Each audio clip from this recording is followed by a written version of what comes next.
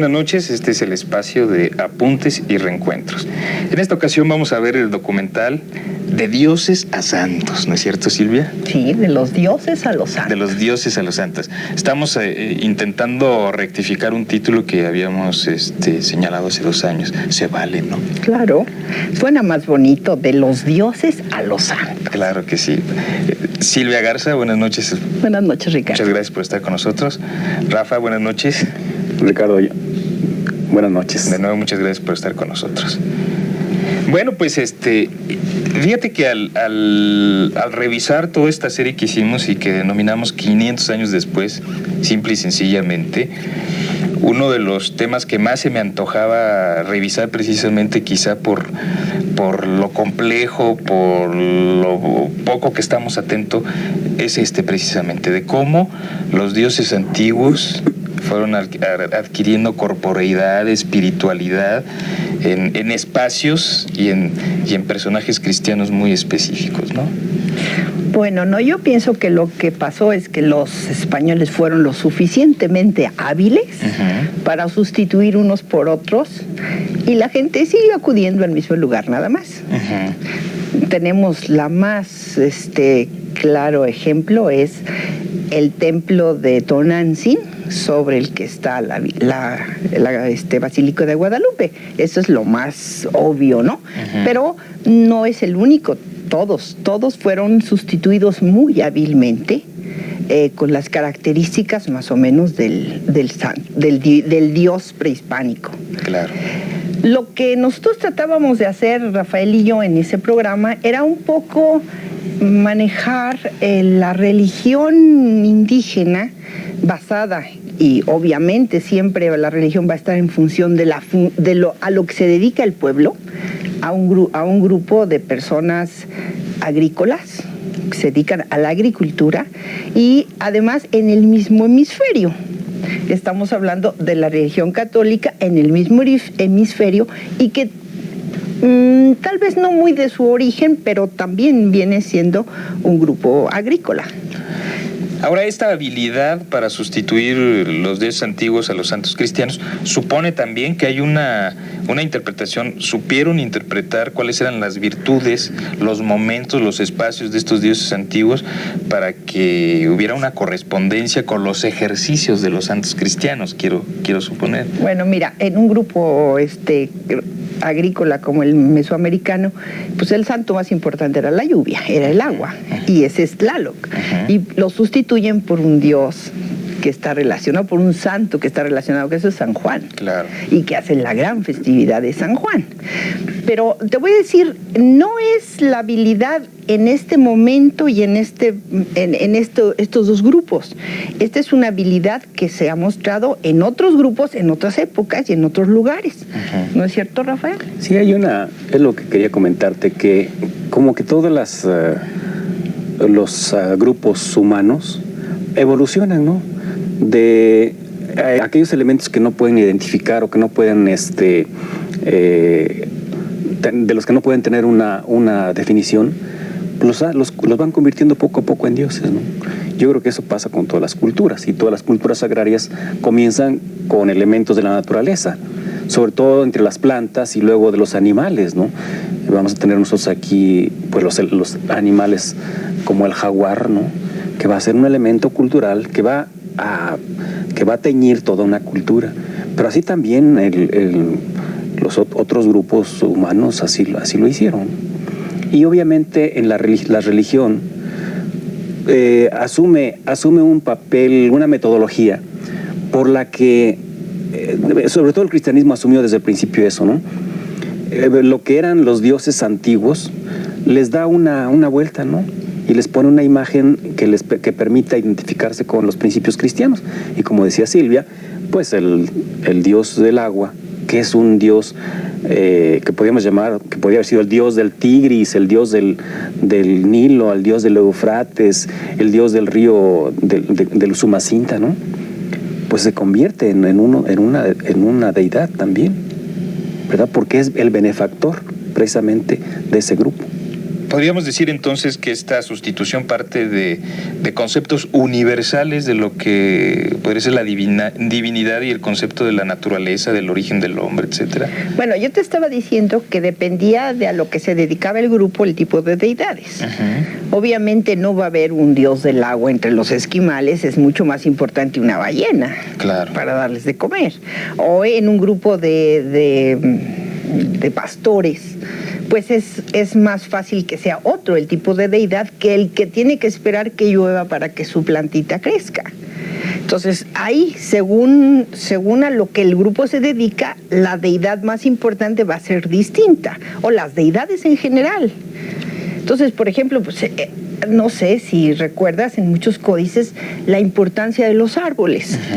Y tú sabes que no existe la palabra árbol entre los esquimales, pues, obviamente no va a haber un dios árbol tampoco, ¿no? Claro. Y entonces en eso está involucrado todo. Es lógico que nosotros cuando tenemos una pena o una necesidad, pues nos comuniquemos con alguien que pueda ayudarnos, superior, ¿no? Y bueno, empezamos por llamarlo de una manera y después lo vamos haciendo grande y nos vamos juntando entre todos porque pensamos que entre más pensemos en él, más fácilmente nos va a corresponder. Y entonces, bueno, ahí viene surgiendo, ¿no? Lo que yo había dicho, que quería yo que explicara Rafael, es cómo en otros lugares la conquista de un grupo sobre otro hace encimar una deidad sobre otra, ¿no? El ganador pues va a poner su diosa encima. Ya, no es el único caso, era lo que yo quería que Rafa comentara. Ahora, en el caso del México prehispánico, o en el caso de nuestro territorio conquistado, se da un vacío definitivo, ¿no? Llega un momento en que los españoles incluso prohíben el que se continúe en el culto a sus deidades. Hay una reducción importante por la misma conquista y a mí se me ocurre preguntarte una cosa. Esta sustitución, me imagino que no se da de una manera mecánica. ¿Cuál fue siendo el procedimiento o cuál fue siendo el método que ellos emplearon para irlo sustituyendo en algo que es tan difícil, que es sustituirlo en la conciencia de las gentes? Yo creo que eso lo puedes explicar mejor tú, ¿no? Bueno, no sé, trataría de ver por este lado. Yo creo que lo que sabemos por fuentes es que en este momento los frailes son un grupo muy avanzado intelectualmente y que por un lado tienen esta concepción humanista, ¿no? de ir buscando interpretación a las cosas, y por otro lado tienen el recurso de la primitiva iglesia, en donde ellos ven que pasó de esa manera. Es decir, ahora que estamos en este tiempo, ¿no?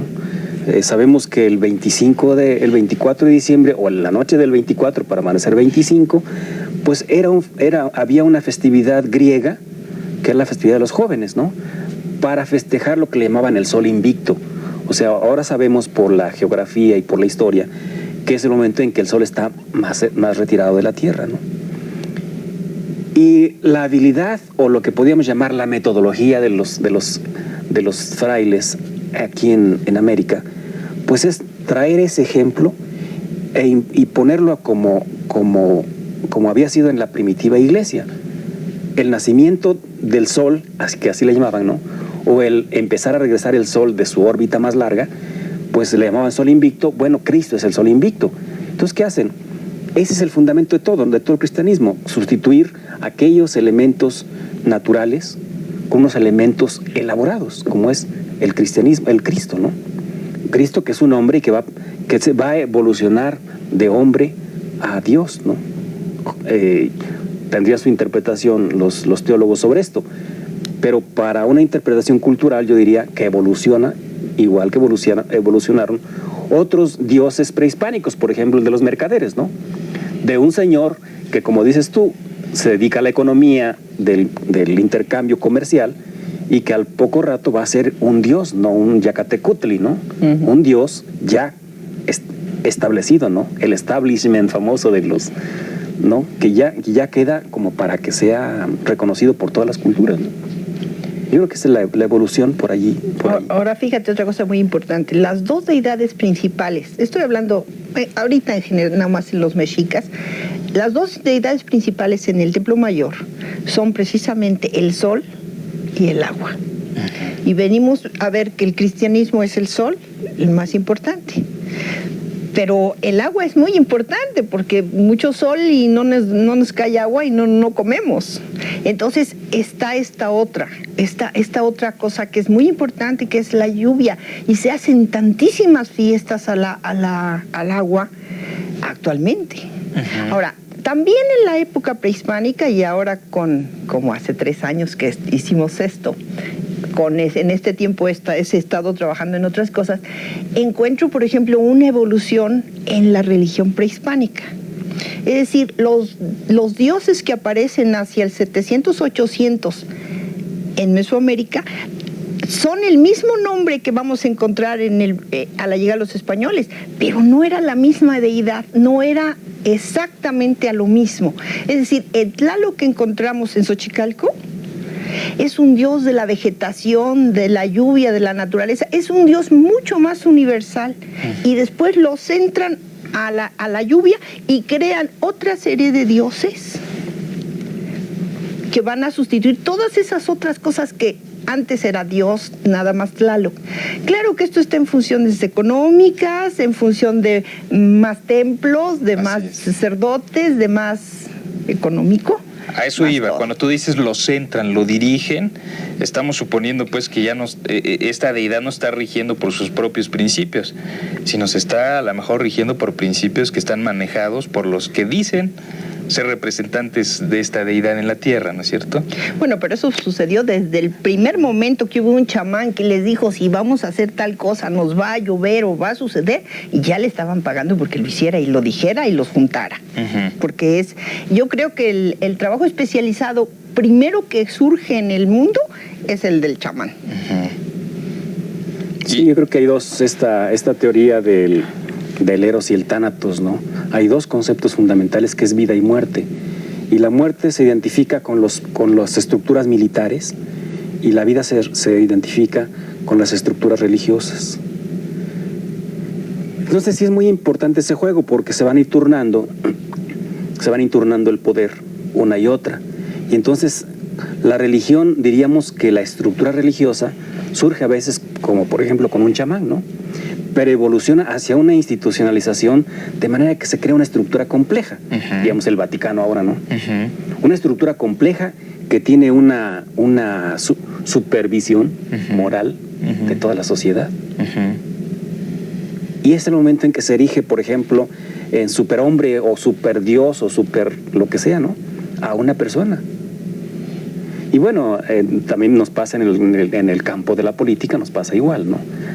Hacemos al intocable, ¿no? Lo convertimos, aunque después se le venga el mundo encima. Bueno, y aunque también quisiéramos, algunos quisieran separar la labor de los políticos y de los religiosos en un canal completamente diferente, eso es una mentira, ¿no? No hay. Digo, aunque en México se decía que los grupos religiosos estaban constitucionalmente limitados a hacer labores de proselitismo, etcétera, eso fue una mentira, definitivamente. Igual que en el área política, en el campo político, pues se decía que el general más bragado traía una medallita de la Virgen de Guadalupe atrás, ¿no? Claro. O sea, no hay. Entonces, religión y poder, podríamos decir que van muy ligados o... De la mano. De la mano. De la mano. Definitivamente. Y bueno, el grupo mesoamericano es tan religioso como no hay manera de desligarlo. Cuando estás trabajando en la cosa prehispánica, no puedes desligar uno de otro. Imposible. Es muy probable, se dice en las fuentes que todos los que llegan a reyes han sido sacerdotes antes. Tienen que saberlo todo antes de poder llegar a gobernar. Entonces, es imposible desligar uno de otro. Y gozan de un consenso muy amplio, etcétera, ¿no? Ahora también se me ocurre pensar lo siguiente: estos gobernantes que eran sacerdotes y que gozaban de un consenso muy amplio, también han de haber sido cuestionados en determinado, o podían ser cuestionados en determinado momento. Pues tan fue que ya ves que la historia dice que cuestionan a Moctezuma y le dan una pedrada. Oye, a Quetzalcóatl que tiene que huir. Que tiene que huir, ¿no? Le atribuyen allá que quién sabe con quién andaba. Con una hermana. Bueno, y entonces, con ser, digamos, el guía moral de esa cultura, tiene que esconderse y además huir, ¿no? Y cuando una sociedad otorga este consenso y en este caso los gobernantes sacerdotes logran una homogeneidad entre sus gobernados y después este consenso es de alguna manera cuestionado por los gobernados, la cosa cambia completamente, ¿no? Y bueno, estamos viviendo momentos en donde las divinidades de otros sexenios hoy pasan a ser verdaderas miserias, ¿no? Sí, yo creo que las sociedades se reservan el derecho de calificar, ¿no? Y yo creo que ahora sí que aquí valga esta frase gastada de el pueblo es el que manda, ¿no? Pero efectivamente, al final de cuentas, pues él es el que pone los membretes, ¿no? De quién va a ser divinidad, qué santo va a llegar a ser adorado, ¿no? Y además lo califica con, dijéramos, del 1 al 10. O sea, hay santos muy taquilleros y hay santos que son menos taquilleros. Y yo creo que eso pasaba en la época prehispánica, ¿no? Sí, naturalmente. Sí, lo ves, ¿no? Lo ves a través de sus escritos, lo ves a través de los códices, lo ves incluso en la cantidad de deidades que aparecen en una zona. Te digo, por mis 2 años en Xochicalco, la cantidad de representaciones de Tlaloc, y sin embargo de otros dioses casi no tenemos nada. Y que el Quetzalcóatl, ese maravilloso del que todo mundo habla como lo máximo, en Xochicalco no es más que un río. Después va a adquirir y tal vez ya empieza a gestarse, ya no ser el simple río, pero en ese momento es un simple río. Y qué importante es eso que dices de cómo esta interpretación de lo que es para mí la deidad, pensando en época prehispánica, como ser prehispánico, cómo lo traducían, y bueno, en la actualidad sigue siendo lo mismo, incluso en grandes edificios, en ofrendas muy suntuosas. Esta relación entre lo divino y lo humano, yo creo que es algo que definitivamente nos hace falta entender todavía mucho, ¿no? Yo sigo sosteniendo, no sé si esté, y esto por supuesto quedaría para una discusión muy, muy larga, que nosotros vivimos en un país en donde estamos acostumbrados al tlatoani y que de alguna manera culturalmente necesitamos al tlatoani. Y el tlatoani muchas veces más próximo hacia la divinidad que hacia lo humano. Por eso es que divinizamos a nuestro gobernante durante 6 años. Efectivamente, ¿no? Y cuando deja de serlo, es más humano que divino y es terriblemente cuestionado, ¿no? ¿Qué les parece si vamos a ver el documental? Bueno, y vamos regresamos para las conclusiones. A recordar otro tiempo. A lo largo de la historia, siempre que un pueblo ha vencido y otro es vencedor, se sustituyen muchas de la vida cotidiana de este pueblo. No solo su libertad, sus costumbres y sus comidas, sino también sus dioses. Pierden los vencidos y van a reinar los vencedores.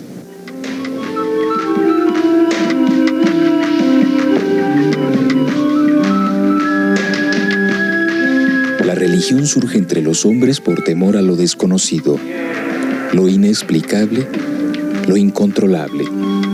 Por ello, el temor y la esperanza son los padres de los dioses.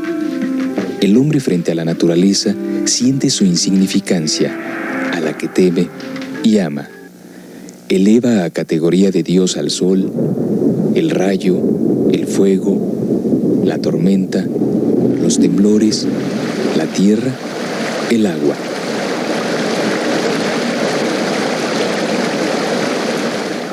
También surgen otras clases de dioses, los que están relacionados con el modo de subsistencia de los grupos humanos, y así tenemos que un grupo de cazadores-recolectores tendrá dioses distintos a un grupo de pescadores. Otro factor muy importante que determina el tipo de deidades es el medio ambiente. La gente que vive en el polo adorará dioses distintos y totalmente desconocidos a los dioses de las personas que viven en el Ecuador. Cuando un grupo ya es sedentario y agricultor, sus deidades están relacionadas con su actividad. Por ello, hay dioses de las lluvias, de las heladas, de la tierra.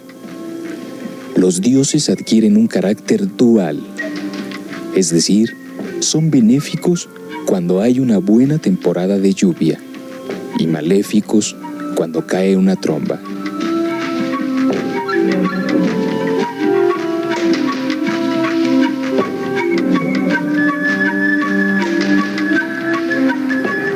El ritual religioso tiene semejanzas en todas las culturas. Por ejemplo, en la época prehispánica se autosacrificaban y sacrificaban a sus semejantes. En el cristianismo encontramos el autosacrificio en ayunos, golpes de cilicio, votos de silencio. En el rito del sacrificio de Cristo, en la misa nos comemos su cuerpo y nos bebemos su sangre.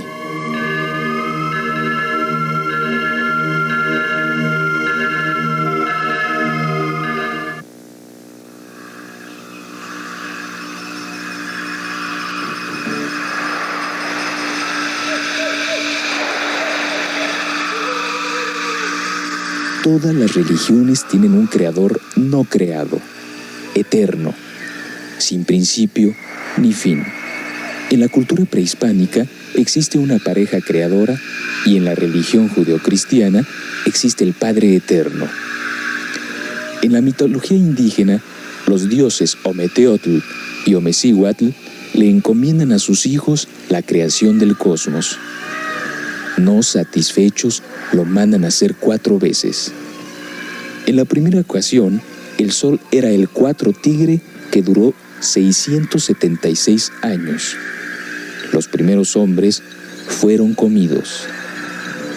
El segundo sol, que subsistió 364 años, fue el 4 viento Quetzalcóatl. En esta ocasión, los hombres fueron perseguidos por los vientos y se transformaron en monos. El tercer sol, el 4 lluvia, precedido Xiuhtecutli, dios del fuego, existió durante 312 años, y los hombres de este periodo fueron destruidos por lluvias de fuego y se volvieron aves. El cuarto sol es 4 agua. Su diosa rectora era Chalchitlicue. Ella mantuvo anegada la tierra por 676 años, y los hombres que eran gigantes se convirtieron en peces. Le corresponde al dios Quetzalcóatl descender del más alto de los cielos al mundo de los muertos para recoger los huesos de las anteriores generaciones y, bañándolas con su propia sangre, crea a la nueva humanidad. Preocupado por el alimento de la nueva generación, se fija en una hormiga que lleva un grano de maíz. Se convierte en hormiga negra y les trae las semillas. Por eso, era adorado como un dios benéfico, descubridor de la agricultura. Todas las religiones tienen una forma de explicar la creación. El cristianismo asume que Dios existe ab eterno y que en un momento decide el ejercicio de su actividad creadora. Decide crear las cosas y las criaturas inteligentes. Entre las inteligentes decide crear una corpórea y otra incorpórea, entre ellas el hombre. Al final Dios crea al hombre a su imagen y semejanza. Entonces dispone que sea el Señor de la tierra. Pero el hombre estaba solo, y Dios decide darle una compañera.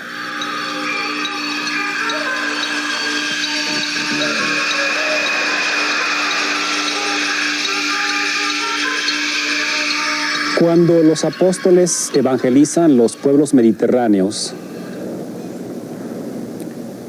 sustituyen muchos de los dioses paganos por nuevas festividades cristianas. Esta experiencia es aprovechada por los frailes mendicantes cuando llegan a América, cuando ellos también, aprovechando esta experiencia, sustituyen a los dioses prehispánicos por santos cristianos. De esta manera se hace más práctica y más eficiente la evangelización.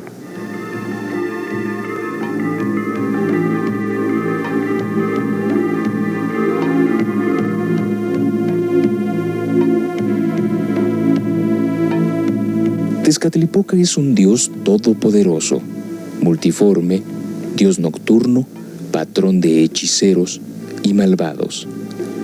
Era el dios de la providencia, estaba en todas partes y entendía de todos los asuntos humanos. Representa el cielo nocturno y al guerrero del norte. Es el eternamente joven llamado Telpochtli. Está representado por un hombre pintado de negro y amarillo. Lleva 2 espejos que humean, uno en el tocado y otro en el lugar del pie derecho.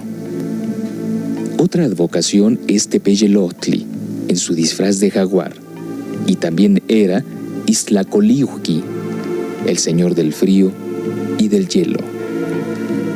Los frailes sustituyeron a Tezcatlipoca por Santiago.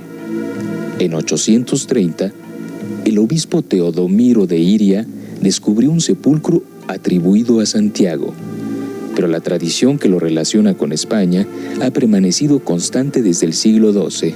Santiago fue patrono especial en la lucha contra los moros y para ella se fundó una orden de caballería que lleva su nombre. Fue patrón de numerosas ciudades. También numerosas profesiones lo adoptaron como patrón.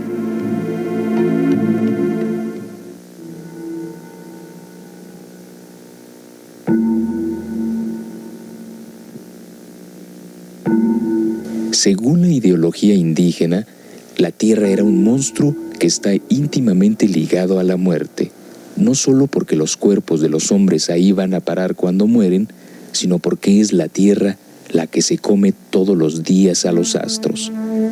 Como tal, se llamaba Tlaltecuhtli, señor de la tierra, y es representado como un animal fantástico, medio rana, pez o lagarto. Pero la tierra también es representada como mujer y en ese caso tiene 2 funciones, como la creadora y destructora, y sus nombres son Coatlicue, Cihuacóatl y Tlazolteotl. La Coatlicue es la madre de los dioses, del sol, la luna y las estrellas.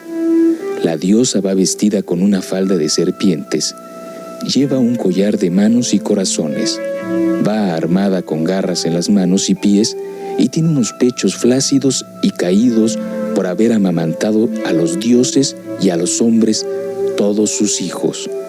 Esta figura es la síntesis de la dualidad, del amor y la destrucción. La leyenda cuenta que mientras Coatlicue andaba barriendo el templo, se encontró un ovillo de plumas y se lo guardó en la falda, quedando preñada.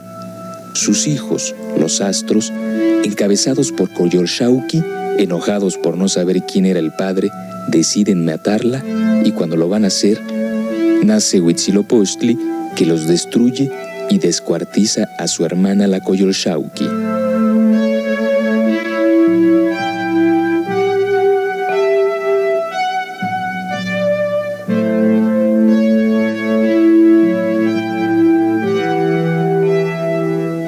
En el cristianismo, la tradición de Tepoztlán acerca de la concepción describe a una noble india que acostumbraba a ir a bañarse a Axintla.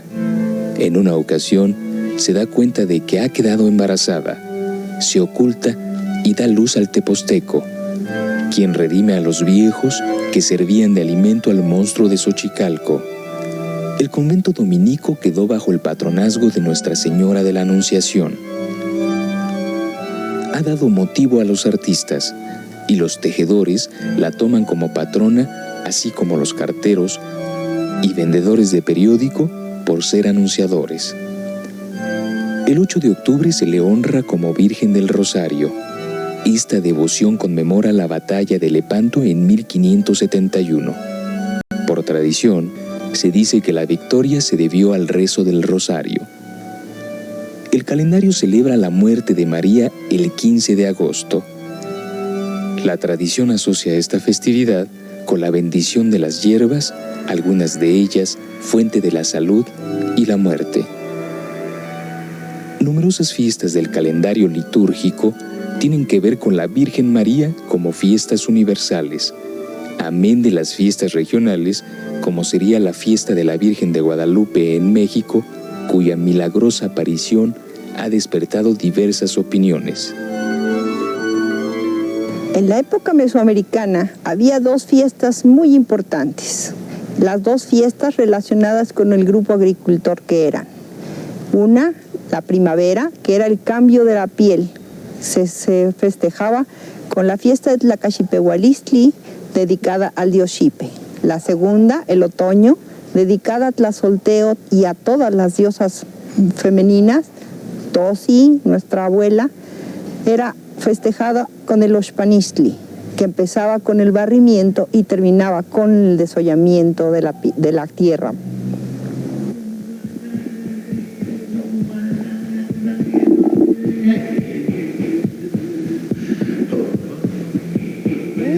Huitzilopochtli es el sol, el joven guerrero que nace todas las mañanas del vientre de la vieja diosa de la tierra y muere todas las tardes para alumbrar con luz apagada el mundo de los muertos.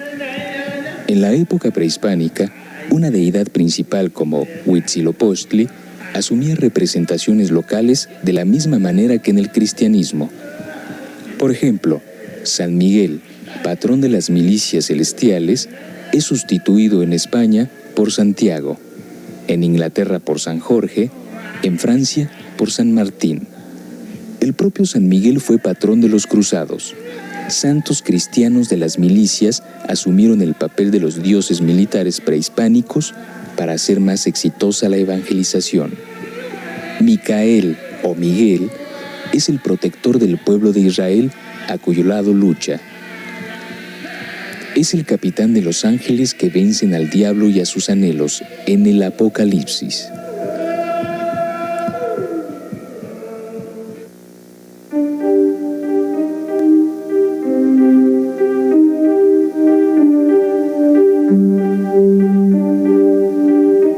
Xipe Totec era el dios de la primavera y se le representaba como un ser humano vestido con la piel de un hombre y llevando en la mano un bastón plantador o coa que simboliza un falo que fecunda la tierra. La fiesta de Xipe se llevaba a cabo alrededor del mes de marzo y se le sacrificaban muchos hombres, pero para que los sacrificados fueran dignos de ser ofrendados al dios, tenían que haber sido capturados en la guerra. Al primer cautivo le daban a beber una jícara de pulque. La ofrecían hacia los 4 rumbos del mundo. Un sacerdote sacrificaba una codorniz cortándole la cabeza delante del cautivo. Después se ataba el cautivo por la cintura con una cuerda que era atada a una piedra de forma de aro de juego de pelota. Se le armaba con una espada de madera que en lugar de tener navajas tenía plumones. Además, le daban 4 garrotes de pino para defenderse. Era atacado sucesivamente por los 4 caballeros, y si estos no lo vencían, venía un 5º guerrero zurdo. Una vez desarmado el cautivo, el sacerdote principal subía al estrado y le sacaba el corazón. Este corazón era ofrecido al sol. Bartolomé, como su nombre lo indica, fue hijo de Tolmai, Bartolomai. Fue despellejado vivo por bárbaros y por orden del rey Astiages, porque cuando entraba a los templos paganos, los oráculos se negaban a hablar mientras él estuviera allí. Estando desollado, seguía predicando, por lo que los enfurecidos verdugos recibieron la orden de decapitarlo. Es representado por la tradición con la piel y con un cuchillo en las manos. Los peleteros, curtidores del cuero, guanteros, encuadernadores, zapateros y carniceros lo tienen por patrón.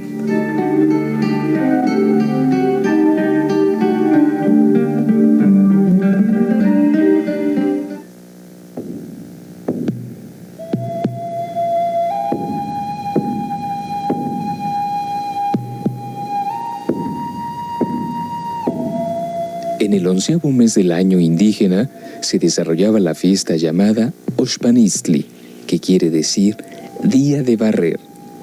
En ella se adoraba a la madre de los dioses, Tosi, nuestra abuela, deidad suprema y todas sus advocaciones, como diosa del agua, del maíz, de los mantenimientos y de los temblores. Esta fiesta era eminentemente agrícola, no solo por los participantes, sino también por el significado de algunas ceremonias. El desollamiento representa el cambio que debe sufrir la tierra al paso de las estaciones, y la participación de personajes con grandes falos se refiere a la nueva fecundación que debe tener la tierra. El reiterado empleo del número 4 en distintas partes del rito, como 4 filas de danzantes, 4 banderitas en el tocado, y el esparcir los granos de maíz de 4 colores, se refiere indudablemente a las 4 regiones del mundo y por tanto a los 4 puntos cardinales con sus respectivos colores. La fiesta principiaba con la limpieza de todas las casas, barriendo hasta el más recóndito espacio. Las calles de los pueblos y de las ciudades también se barrían. Se hacía limpieza de los baños de vapor o temazcales, de las acequias, de las fuentes y los ríos, que indudablemente implicaba la participación de las deidades acuáticas. Por la noche, le llevaban al templo en absoluto silencio y la acompañaban por todo el pueblo. La recostaban sobre unas espadañas, le cortaban la cabeza y rápidamente la desollaban.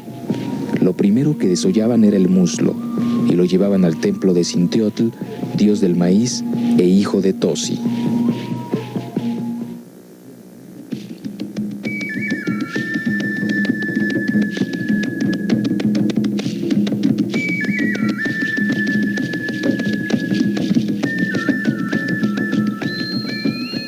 Una de las deidades más antiguas en el panteón mesoamericano es el dios del agua, Tlaloc. Entre los mayas se llamaba Chac, entre los totonacos era Tajín, entre mixtecos Sagui y entre zapotecos Cosijó. Se le identificaba fácilmente por tener 2 círculos ante los ojos como anteojeras y una bigotera, y todo su atavío es azul como el agua. Su cara es negra porque representa las nubes de tormenta. Tlaloc era adorado en todos los cerros, cuevas, ríos y manantiales. A él se le sacrificaban prisioneros y especialmente niños. En Morelos existían numerosas fiestas relacionadas con el agua que tiene como patrón a San Juan Bautista.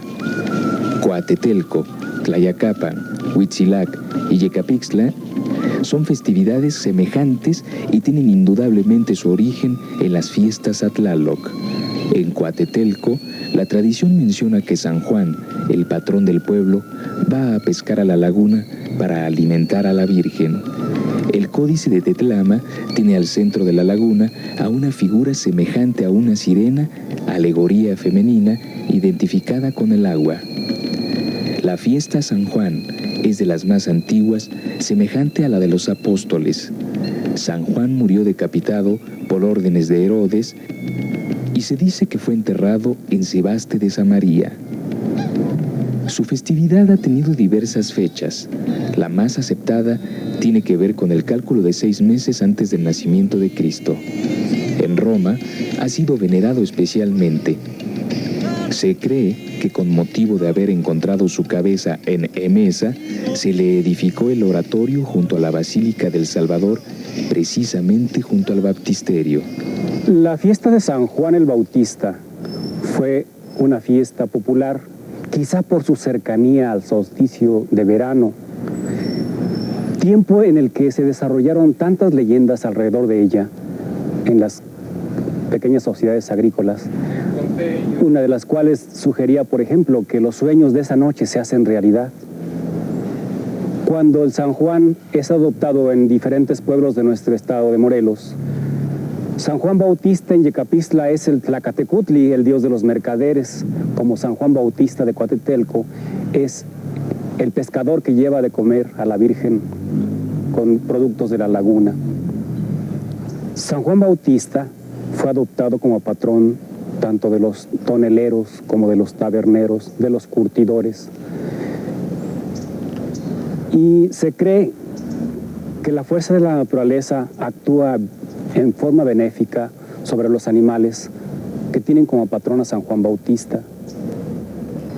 A los 500 años de la llegada de los españoles a las costas americanas, la sustitución de los dioses antiguos por los santos nuevos del vencedor es una práctica que conocemos. Actualmente, los sistemas mercantiles han constituido en dioses a diferentes productos que se promueven y que sustituyen en muchos casos tanto a los santos cristianos de las poblaciones como a sus propios rituales y fiestas.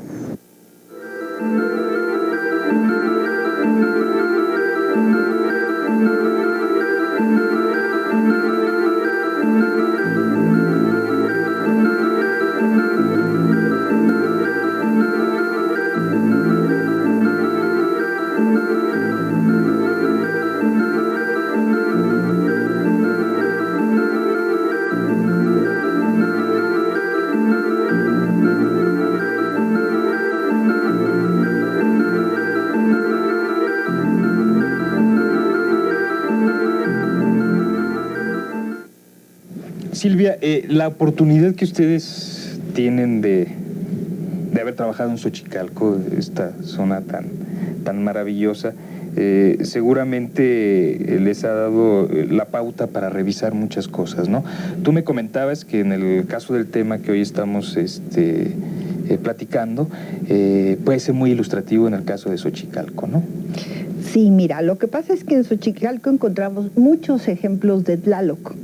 Y hay un solo ejemplo de un dios del fuego y hay dos ejemplos de Quetzalcóatl.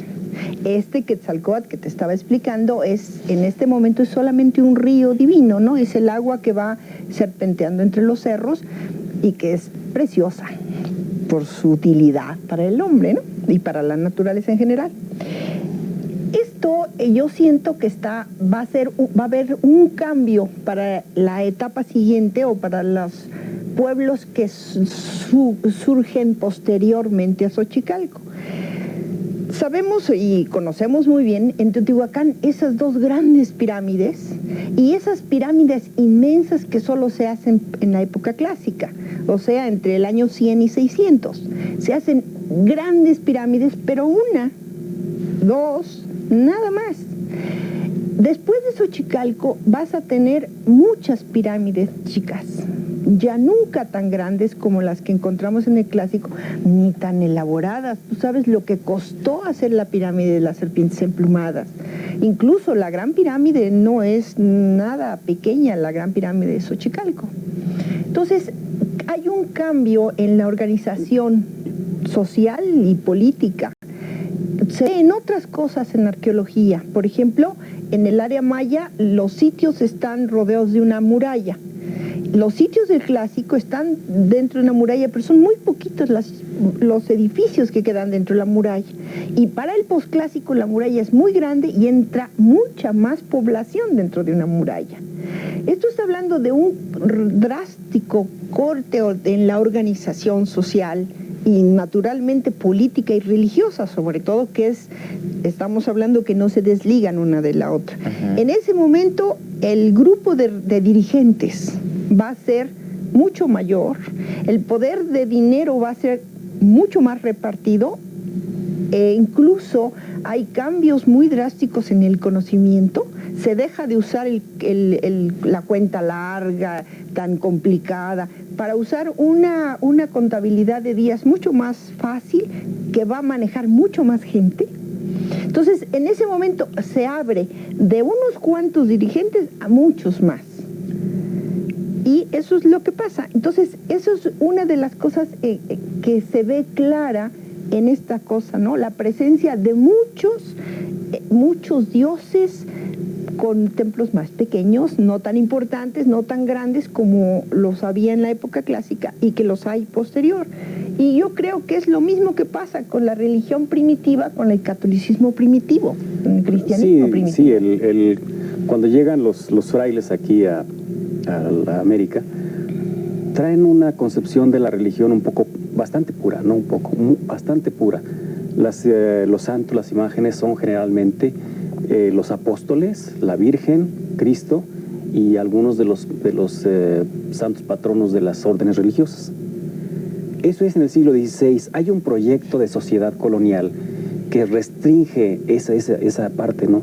Y le da importancia a situaciones más culturales o de intercambio cultural entre la sociedad prehispánica y la sociedad europea. Pero pasado el siglo XVI, apenas después del Concilio de Trento, hacia el último cuarto del siglo XVI, pues empiezan a proliferar los santos, ¿no?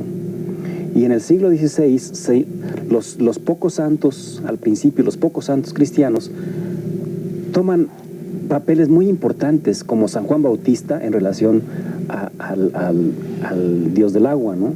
Como Santiago, el apóstol Santiago, pues como un conquistador aquí, que podía haber sido Huitzilopochtli o alguno de ellos, ¿no? San Miguel Arcángel con su espada, pues es un conquistador, ¿no? Que se implanta en diferentes poblaciones donde seguramente había un culto hacia una deidad guerrera. Pero pasado el Concilio de Trento, en la última parte del siglo XVI, comienza la proliferación, algo así como que empieza a distribuirse. Hay una jerarquía del poder religioso. Una estratificación. Es así. Pero además eso estratifica también la economía. Y permite que los pequeños barrios tengan su propia economía, así como un convento tiene su economía. Y eso distribuye la lana. Por supuesto. ¿Sí? Y distribuye el poder, inclusive el poder sobre los otros, ¿no? En el barrio, bueno, el mayordomo, pues tiene poder sobre todo el barrio. Igual que el fraile del convento lo tenía sobre todo un área mayor, ¿no? Y de eso ahora diríamos que de ahí salta hasta el arzobispado de México, también tiene toda una serie de grupitos, ¿no? Y finalmente llegamos al Vaticano, ¿no? Con toda una estratificación en donde hay una repartición de funciones, y yo quiero sugerir que en función del dinero, ¿no? Del poder. Por supuesto. Y bueno, si ahora tuvimos la oportunidad en 1992 de hacer un programa que se llamaba De Santos Antiguos a Santos Cristianos, haciendo un poco de gimnasia intelectual. Si tuviéramos que hacer un programa que dijera de santos cristianos, tres puntos suspensivos, ¿a dónde? ¿A dónde, no? Mira, como decía en alguna ocasión, la cultura tiende a internacionalizarse. Entonces, si antes había los santos muy definidos, ¿no? Yo creo que tendemos hacia una religiosidad muy amplia, que va a tener pocos elementos para que pueda ser abarcada por muchos. Claro. De tal manera que las sociedades actuales las vemos ya demasiado influenciadas, o que empiezan a ser influenciadas por otro tipo de religiones, ¿no? Las religiones orientales, se me ocurre pensar en el momento, ¿no? Sí, están surgiendo muchas cosas, muchas ideas, muchas creencias, cosas locas como los que se suicidan o como los japoneses estos que matan a la gente así. Están surgiendo muchas cosas como que tiene que haber un reajuste en la religión porque no está funcionando, por eso está la gente buscando otras posibilidades. Claro. Entonces, como que hay que hacer un llamado de atención a algún cambio. Tiene que haber un cambio también. Y la burocracia eclesiástica seguramente no lo está entendiendo demasiado o no está entendiendo nada, ¿no? Yo veo que les están comiendo el mandado, pero sí. No, yo creo que debe surgir un cambio de valores o una vuelta a valores que sea lo que le dé fundamento otra vez a una forma de concebir la religión. Creo que una de las ideas más interesantes en este momento, pues es la vuelta, por ejemplo, hacia las sociedades indígenas, ¿no? El cristianismo, bueno, el Papa lo vino a decir aquí a Yucatán, ¿no? Los cristianos están tendiendo a ver que las etnias son algo que soporta su propia estructura, que sin ellas la misma religiosidad del catolicismo está perdida. Sin la gente de escasos recursos, que ahorita va para arriba que vuela, sin esa el cristianismo no puede ser. De manera que aquellas religiones que en este momento enfatizan, por ejemplo, el boato en sus ceremonias, el espíritu así modernista, ¿no? de su atuendo, ¿no? Pues esas yo creo que están en proceso, son especies en extinción. El catolicismo creo que es una especie en extinción. Y definitivamente en época de crisis, yo creo que esto tiene que ver más con el instinto de conservación del ser humano, la necesidad de apelar a fuerzas extraordinarias, extranaturales, concretamente divinas, es cada vez mayor, ¿no? Sí. En sociedades, por ejemplo, muy cerradas como la cubana, donde se practicó durante tanto tiempo un materialismo muy específico y quizá demasiado estricto, ahora vemos cómo los santeros están resurgiendo por todos lados, cosa que quiere decir que nunca se acabaron, ¿no? Lo mismo en México y lo mismo quizá en casi todos los países que somos sometidos, y países tercermundistas y países... Y primermundistas también, mira Japón, mira Estados Unidos, con estas masacres, con estas religiones raras, ¿no? Claro. Lo que pasa es que no está funcionando ya lo que tenemos y se está buscando otras alternativas, y o lo que tenemos cambia o vamos a seguir buscando alternativas. Lo que a mí me parece es que en este renglón es demasiado peligroso, ¿no? O sea, en abanderando ideas religiosas, abanderando ideas que supone le dan cohesión a una sociedad, se toman actitudes que en muchos casos son extremadamente represivas, extremadamente radicales, y que sobre todo van a impedir que esto que tú estás diciendo, que las cosas cambien y que se presenten verdaderamente nuevas alternativas de visión del mundo y de visión de la vida, lleguen a efectuarse, ¿no? Eso es el peligro que yo le veo, ese es el riesgo que yo le veo. Yo pienso que así como la cultura tiende a una cultura solidaria, a pesar de que el neoliberalismo desmanteló el término solidario, ¿no? Lo desmanteló. A pesar de eso, la sociedad tiende a una cultura solidaria. Y si la religión no tiende a eso, es otra vez una especie en extinción. Pues adivinen qué, se nos acabó el tiempo. Se nos acabó un tiempo. Además se nos acabó el año. Se nos acabó el año, se nos acabó el tiempo y se nos acabó un tiempo. Dentro de la crisis creo que la incertidumbre es uno de los males más dañinos que todos podemos compartir, ¿no? Y bueno, queremos compartir la incertidumbre con todos los telespectadores que ahora nos ven y que nos han seguido desde hace 4 años, y esperemos que pues buenos vientos circulen por Ocotepec.